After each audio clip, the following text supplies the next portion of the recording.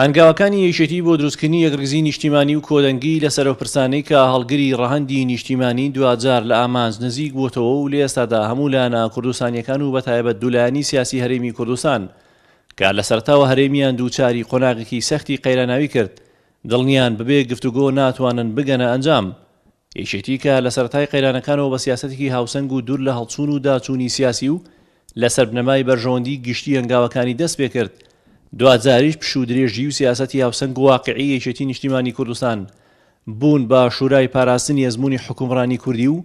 کۆی دەستکەوتەکانی 26 ساڵی ڕابردوو. یەکێتی نیشتیمانی کوردستان هیچ کات نەبووتە بەشێک لە ئەجندای سیاسی هێزێکی دیاریکراوە بۆ فشارخستنە سەر هێزێکی تر، چونکە مووقیفی تەڕەفگیری یەکێتی کاریگەرێکی خراپی دەبووە دۆخەکەی بەرەو ئاڵۆ سەربردن و خراپتر دەبێت. بۆ یەکێتی هەمیشە بە سیاستێکی پشودرێژانە و بە هەڵوێستێکی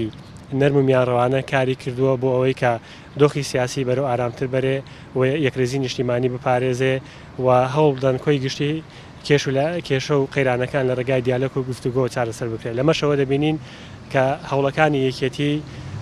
ئومێدێکە بۆ گەرخستنەوەی پرۆسی سیاسی لە هەرێمی کوردستان و فشارەکانی یەکێتی لەسەر پارتی و بزنەوەی گۆڕان وای کرد کە پەیوەندیەکی ڕاستەخۆ لە بینی ئەم دوو هێزەدا دروست بێ. یەکێتی نیشتیمانی کوردستان کە لە وێنەیەکی گەورە و یەکگرتوودا دەبینرێت و بۆ کۆی بڕیارەکان لە ئەنجومەنی سەرکردایەتیەوە بڕیار دەدا لە ئێستادا لەلایەن سەرکردایەتیەکەیەوە نەخشەڕێگای قۆناغەکە و ئەگەر و پێشاتە سیاسیەکانی دیاری کراون و ڕۆژانەش یەکێتی لە سەبنەمای دوایین بڕیاری ئەنجومەنی سەرکردایەتی هەنگاو دەنێت و ئەمەش لای هەمووان ڕوونا یەکێتی کە بەشێکی هەرە گرنگی شانازیەکانی شۆڕش و ڕاپەڕین و ئەزموونی حکومڕانی کوردی بەردەکەوێت هەروە بەو ئاسانیە ڕێگەنادا بەبێ کۆدەنگی نیشتیمانی پرسێکی گرنگی وەک ڕیفراندۆم ئەنجام بدرێت. کاتێک ئەو قەرانە سیاسی دروست بوو یاخود پەرلەمانی کوردستان پەشکەوە خۆیەتی نیشتیمانی کوردستان زۆر پۆست و پلە هەبوو کە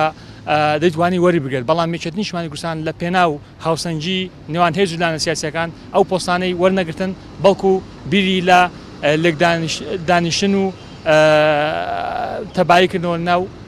هێزەکاندا بەتایبەتیش نێوان بزنەوەی گۆڕان و پارتی دیموکراتی کوردستاندا. یەکێتی نیشتیمانی کوردستان هەر لە سەرەتاوە سربەخۆیی بە مافی ڕەوای کورد زانیوە و لەو پێناوەشدا قوربانی زۆری داوە و لە ساڵی 1982 شەوە یەکێتی بەڕەسمی یەکێ لە دروشمە سەرەکیەکانی بریتی بووە لە مافی چاری خۆنووسین و